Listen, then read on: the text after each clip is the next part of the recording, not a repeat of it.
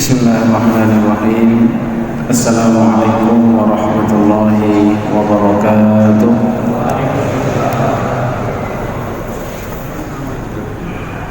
Alhamdulillah wassalatu wassalamu ala Rasulillah Muhammad ibn Abdullah wa ala alihi wa sahbihi wa mawalah, amma ba'd.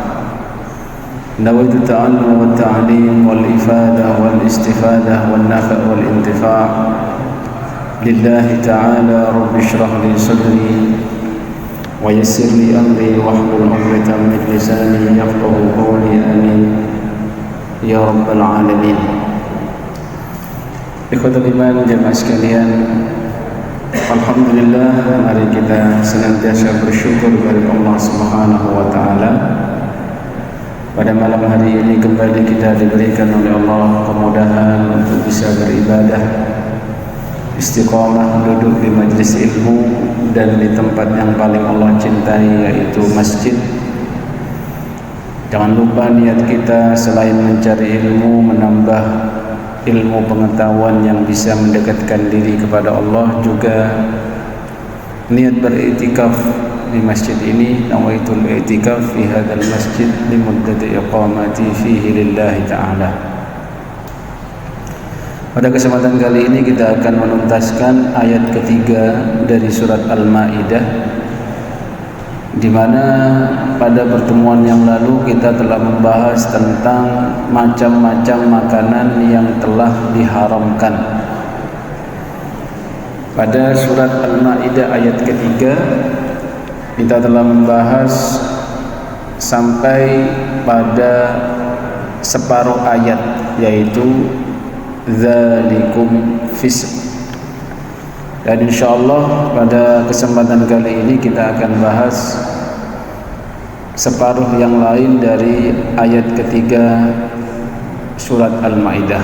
Mari kita baca terlebih dahulu surat Al-Maidah ayat ketiga.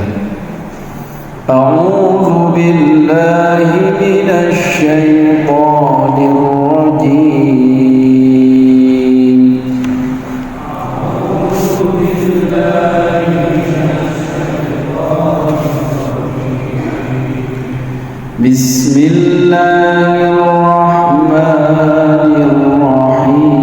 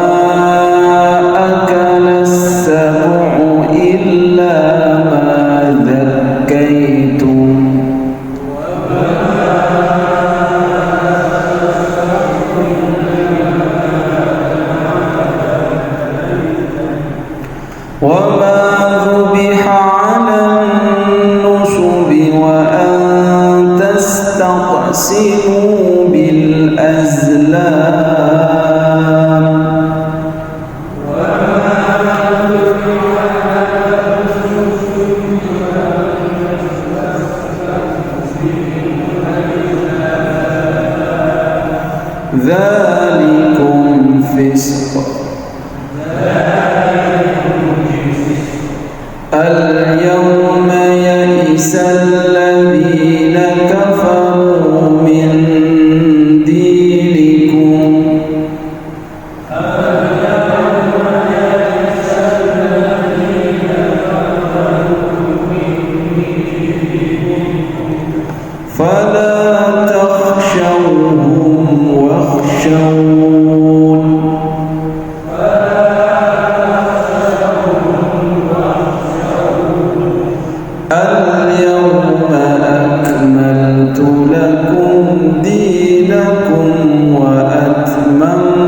عليكم نعمتي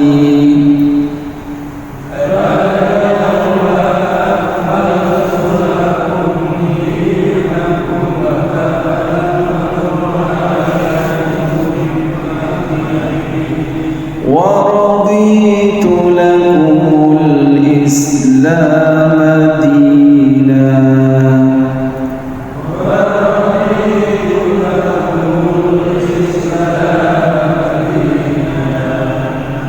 فمن اضطر في مخمصة غير متجانف لإثم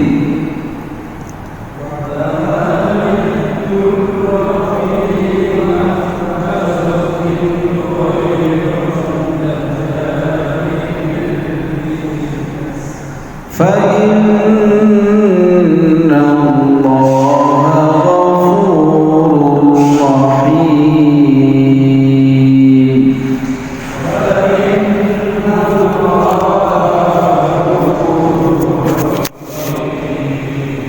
صدق الله مولانا العظيم.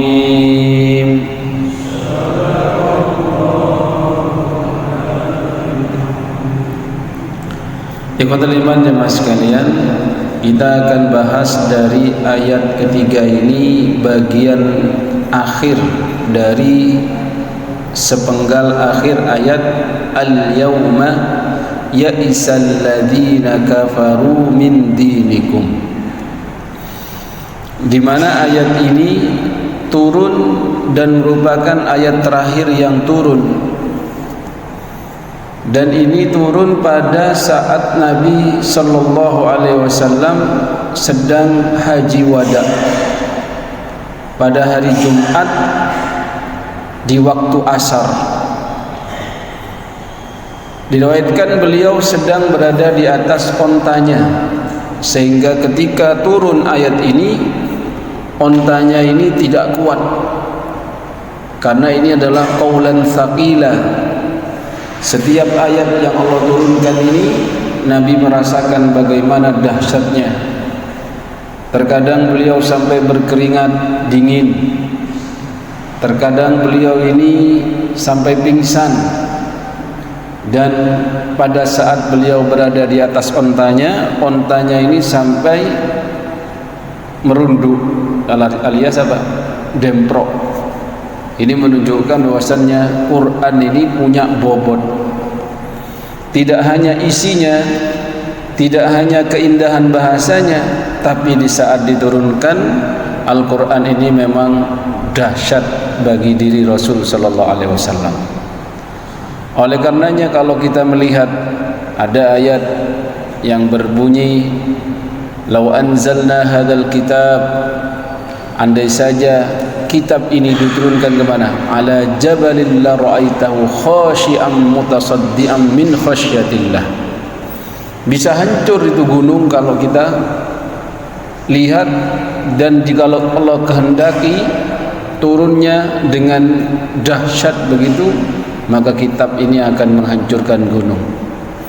Maka jangan heran kalau ayat itu dibacakan kepada orang yang kesurupan, yang kejinan biasanya, itu sudah langsung reaksinya dahsyat. Yang kelima jemaah sekalian, pada saat ayat ini turun, dua sahabat Nabi yang mulia, Umar bin Khattab radhiyallahu an dan juga Abu Bakar As-Siddiq radhiyallahu an, menangis. Berarti ada sesuatu, Pak. Kalau ada orang sahabat yang paling dicintai Nabi, yaitu Abu Bakar As-Siddiq, begitu juga Umar bin Khattab, ketika tahu ayat ini turun, beliau menangis.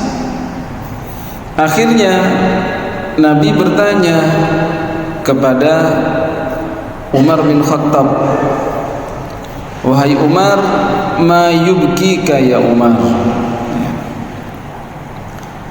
Apa yang membuat kamu menangis, wahai Umar bin Khattab? Ada juga beliau juga bertanya kepada sahabatnya yang lain, yaitu pada Abu Bakar, ma yubkika ya Abu Bakar. Ini beda Pak, para sahabat ini. Kalau Abu Bakar As-Siddiq ketika ditanya, apa yang membuat engkau menangis wahai Abu Bakar,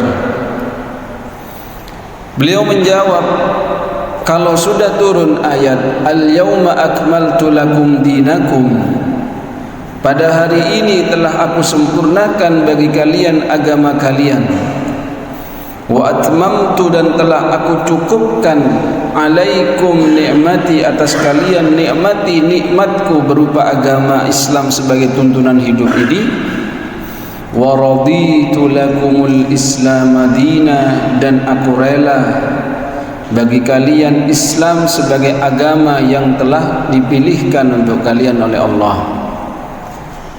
Islam merupakan agama yang diridhoi oleh Allah. Inna dina indallahil Islam. Maka Abu Bakar merasakan, berarti tugas panjenengan Nabi sebagai Rasul muballigh, wa ma arsalnaka illa rahmatan lil alamin, yang diutus sebagai rahmat untuk alam semesta ini dengan risalah Islam, berarti sudah selesai. Nah kalau sudah selesai, panjenengan bakal kepundut oleh Allah Subhanahu wa ta'ala. Ini fikirannya sahabat kekasih itu memang panjang. Maka Nabi menyampaikan, sadaqta, ya kamu betul ya. Makanya itu merupakan ayat terakhir, dan tidak lama dari itu Nabi pun meninggal dunia. Berbeda dengan apa yang dijawab oleh Umar bin Khattab ketika beliau ini ditanya oleh Rasulullah SAW, ma yubkika ya Umar. Ketika Nabi bertanya demikian, Umar bin Khattab menjawab, qal abkani, yang membuat aku menangis Nabi, anna kunna fi ziyadatin min dinina, dulu kami selalu ditambahkan dalam artian agama ini, terus kami mengupdate, tambah ilmu, tambah lagi pengetahuan. Fa amma idza akmal, kalau sudah sempurna, fa innahu lam yakun syai' illa naqas, biasanya nanti akan ada kemunduran, bukan agamanya tapi orang-orangnya. Makanya katanya mempertahankan prestasi lebih sulit daripada mencapainya, kan begitu Pak. Ketika dikawal oleh Rasul, bertambah lagi, para sahabat itu juga diberikan pengetahuan yang lebih dan lebih. Setelah sampai pada puncaknya, kami nantinya akan ada kemunduran. Kemudian nantinya kalau sudah begitu, karena kami tahu kalau sudah sempurna itu terkadang orang yang mundur ini yang memeluknya, bukan Islamnya gitu. Faqala, lalu Nabi berkata, bersabda, sadaqtah, kamu benar wahai Umar. Makanya ini senada dengan hadis yang disampaikan dari beliau, innal Islam, sesungguhnya Islam bada'a ghariban, diawali dengan permulaannya itu gharib itu aneh. Orang jahiliyah biasanya menyembah Lata wal Uzza, ternyata Islam menyembah kepada Allah. Maka disiksa orang-orang, termasuk para budak yang beragama Islam pada saat itu. Aneh menurut orang-orang jahiliyah pada saat itu. Itu awalnya. Kemudian kata Nabi, wasayaudu ghariban, dan nanti di zaman akhir ketika orang sudah kemundurannya itu parah, tidak mau berislam dengan baik, dan hampir dipastikan Pak, ketika kita melihat kenapa Islam ketika dulunya itu bisa menguasai hampir 2/3 dunia, kemudian setelah ada kemunduran itu kemudian hancur berkeping-keping sehingga tidak punya kekuatan sebagaimana dulu misalkan Turki Utsmani ya, menguasai hampir 2/3 dunia, yang disebabkan karena orang Islamnya kurang bangga, kurang berislam dengan baik. Itu saja. Dia lebih suka meniru gaya-gaya yang tidak sesuai dengan Islam, penampilan yang tidak sesuai dengan Islam, gaya hidup yang tidak sesuai dengan Islam, makanan yang tidak sesuai dengan aturan Islam, padahal Islam sudah memberikan aturan yang terbaik. Maka disinilah letak kemundurannya, dari sisi pendidikannya, dari sisi semuanya. Selama orang itu sudah tidak bangga dengan Islamnya, maka dia akan mengalami kemunduran. Maka kata Nabi, fatuba lil ghuraba, maka beruntung bagi mereka yang tetap mempertahankan dengan keislamannya seakan-akan dia adalah orang yang gharib, orang yang aneh. Dalam artian itu biasanya orang makan pakai tangan kiri, rata-rata dia pakai tangan kanan terus sebagaimana tuntunan Islam. Itu bagus, jangan malu Pak. Jadi misalkan ya, ketika kita hadir di tempat yang kalau makan itu berdiri dengan coffee breaknya dan mereka bangga dengan itu, kemudian kita duduk makannya sesuai dengan sunnah Nabi, itulah orang gharib, orang yang tetap mempertahankan kebenarannya walaupun dia sendirian. Nah, itu yang beruntung. Orang pada nggak mau sholat, dia tetap sholat di daerah itu juga orang yang gharib ya. Mungkin orang itu sudah tidak perhatian dengan kebanyakan orang di situ, mungkin sudah pacaran, riba, tapi dia tetap enggak, saya enggak mau, saya tetap ambil yang benar ini. Maka ini adalah orang yang beruntung. Baik, teman-teman sekalian, kita bahas lebih dalam lagi. Al-yawma ya'isal ladzina kafaru min dinikum fala takhshawhum wakhshawun. Apa yang dimaksud dengan al-yawma di sini? Yaum itu hari. Kalau ada al itu menjadi ma'rifah kalau dalam urusan ilmu nahwu atau gramatikal bahasa Arab. Biasanya al lidhin begitu. Kalau ada al itu mengkhususkan. Hari apa yang dimaksud dengan al-yawma itu? Yang dimaksud di situ adalah hari Arafah pada Haji Wada. Bukan hari Valentine Day yang ada, bukan hari ibu. Sekarang kan banyak hari-hari itu ya. Walaupun harinya itu yang bikin ya mereka gitu loh. Kalau Februari begini nih biasanya yang terkenal dengan hari Valentine Day kasih sayang. Ya ajang kemaksiatan berjalan itu Pak. Yang nggak punya pacar kepikiran nanti mau ngasih coklat ke siapa ya, nggak punya pacar. Mau ada Valentine Day kan 14 Februari. Yang nggak ada hari-hari itu jangan diadakan Pak. Yang kita cukuplah hari raya Idul Fitri gitu. Hari raya memang hari raya memang. Makanya ketika ada seorang Yahudi datang kepada Umar bin Khattab berkata, ada ayat yang andai saja katanya orang Yahudi itu, ayat itu turun kepada kami akan merayakan itu. Apa kata Umar bin Khattab? Ini yang dimaksud, al-yawma akmaltu lakum dinakum wa atmamtu alaikum ni'mati wa raditu lakumul Islam dinan. Maka kata Umar bin Khattab, ya biasa dalam artian ya kami sudah tahu, toh itu loh turunnya di hari apa tadi Pak? Jumat. Hari Jumat itu juga Idul Muslimin, hari yang dikatakan sebagai Sayyidul Ayyam, hari rayanya orang Islam. Jadi kalau hari Jumat itu Pak, minimal itu bawa daging gitu. Makannya dienakin dikit, biar enggak itu aja hari raya Pak, hari Jumat itu. Biar istri itu senang, anak senang. Oh hari Jumat ini, ya, dienakin. Kita pun ketika kuliah dulu, kalau hari Jumat itu spesial loh, ayam panggang gitu. Ya bukan itu aja. Biar ada sisi seminggu sekali lah minimal gitu ya. Apalagi memang itu 9 Arafah, hari Arafah di 9 Dzulhijjah di waktu sore, sebentar lagi sudah masuk apa? Yaumun Nahr, yaitu Yaum Idul Adha. Itu jawaban dari Umar bin Khattab. Kembali kepada pembahasan al-yawma ya'isal ladzina kafaru min dinikum fala takhshawhum wakhshawun. Allah berfirman, pada hari ini, pada hari Arafah di Haji Wada ini telah putus asa orang-orang yang dulu mereka kafir dari agama kalian, maka jangan kalian takut kepada mereka dan takutlah kepadaku. Al-khasyah itu takut yang tingkat tinggi, khasyah itu. Ada lagi khauf, takut, bahasa Arab itu juga banyak. Coba kita ingat-ingat dalam sirah. Ketika orang-orang Islam di awal-awal Islam sampai Nabi itu 3 tahun dia dakwah sirran, dakwah secara rahasia. Kemudian bagaimana sahabat-sahabat Nabi itu, diantaranya Utsman bin Affan, Ja'far bin Abi Thalib, hijrah kemana? Ke Habasyah, menyelamatkan keimanannya. Sampai di sana masih saja dikejar oleh orang-orang kafir. Pada saat itu yang dikejar itu sebagai utusan adalah Amr bin As. Amr bin As ini adalah sahabat jago lobi, temannya Najasyi, tapi ditolak kan oleh Najasyi.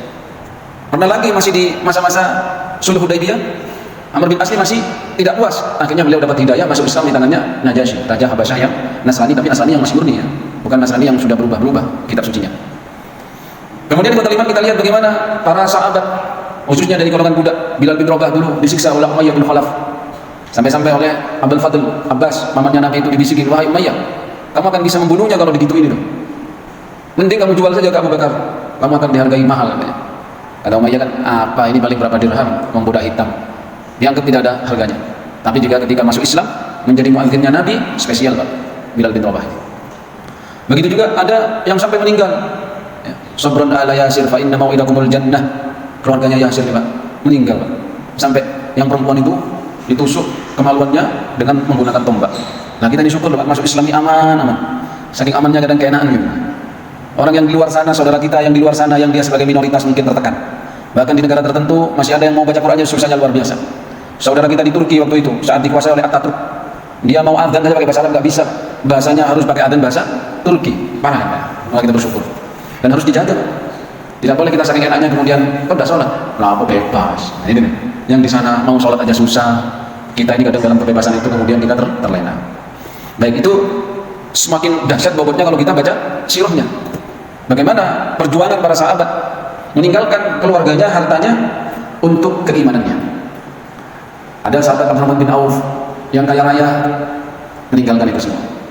Ada juga sahabat Mus'ab bin Umair yang dulunya menjadi pujaan dengan kemewahan yang dipakainya, tapi ketika sudah masuk Islam ditinggalkan itu semua. Fokus di dakwah, fokus menjadi duta Islam dan seterusnya.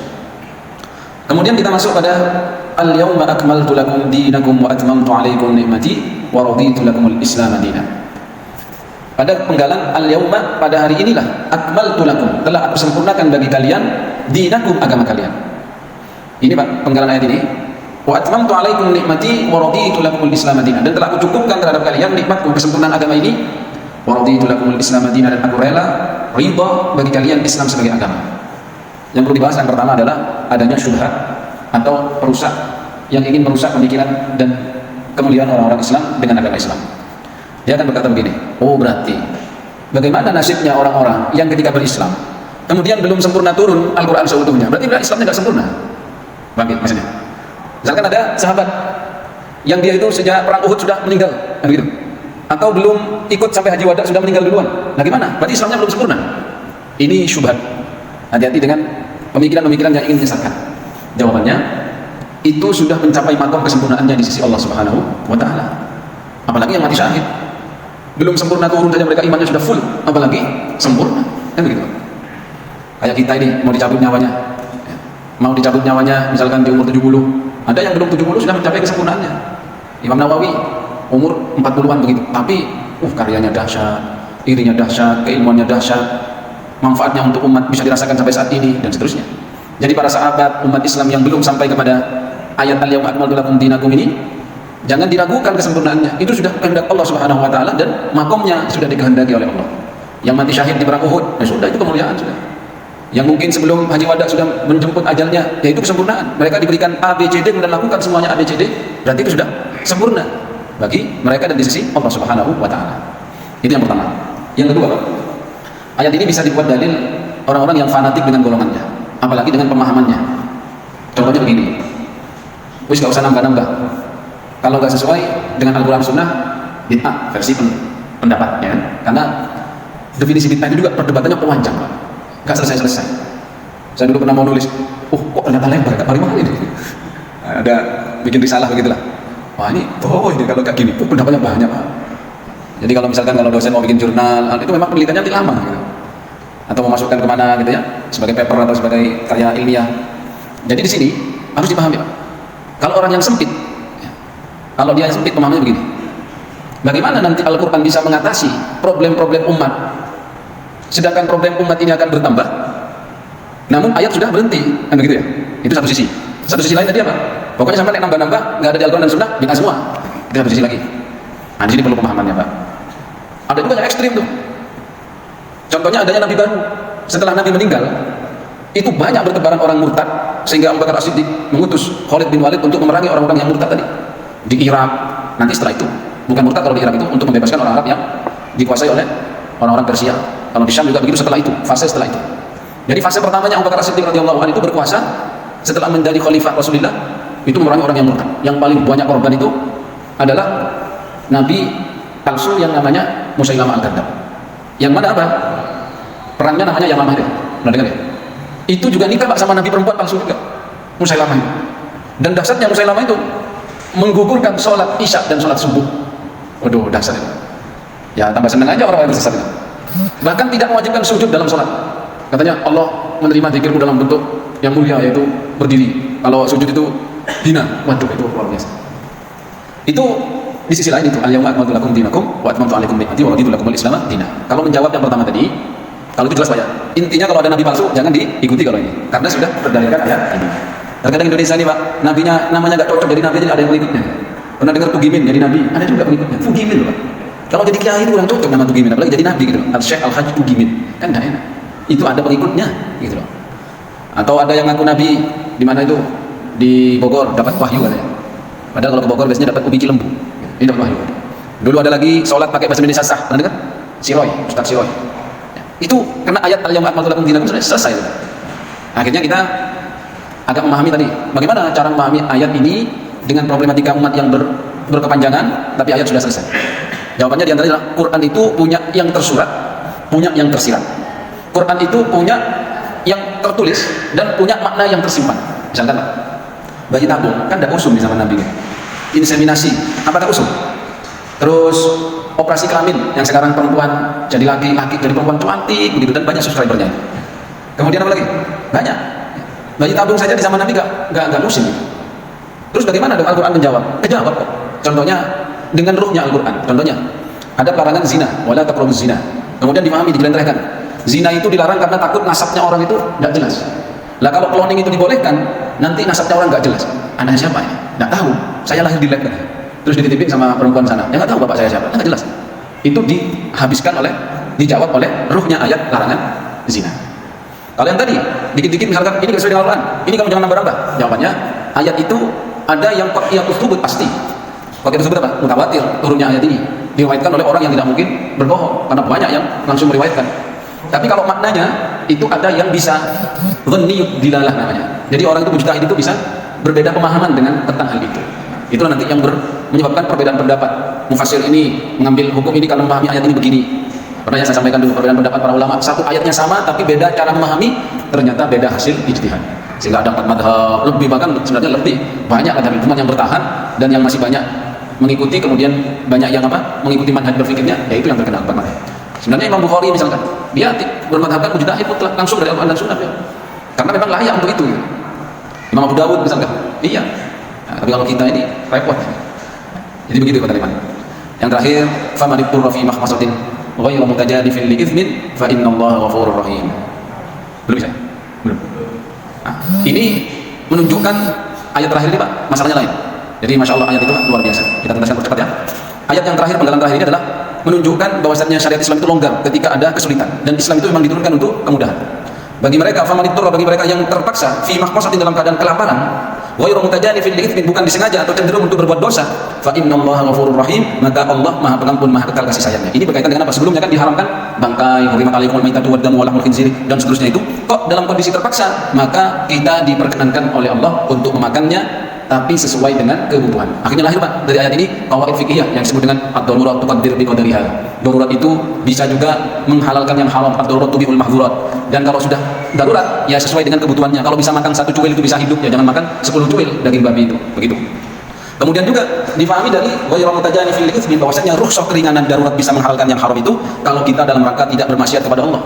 Misalkan kita perjalanan ke suatu desa yang jauh, kemudian di pertengahan kita kelaparan, nggak ada jalan, lihat safar Anda itu untuk suatu yang mubah atau untuk maksiat.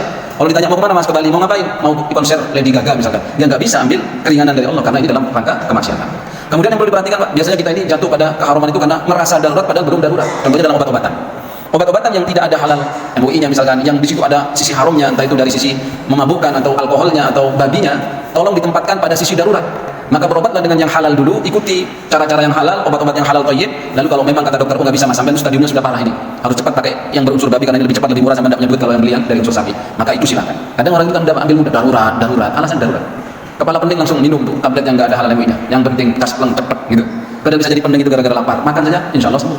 Bisa jadi pusing itu gara-gara kurang tidur, panas di dahinya itu, tidur insya Allah sembuh. Bisa jadi karena darahnya mengental, kurang minum saja yang cukup bisa sembuh. Yang ruwet karena nggak punya duit, kasih duit atau utangin duit, insya Allah sembuh. Itu pusing.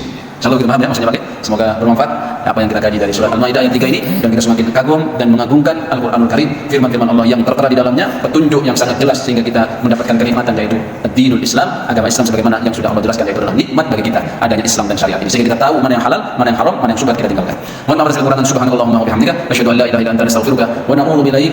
Wassalamualaikum warahmatullahi wabarakatuh.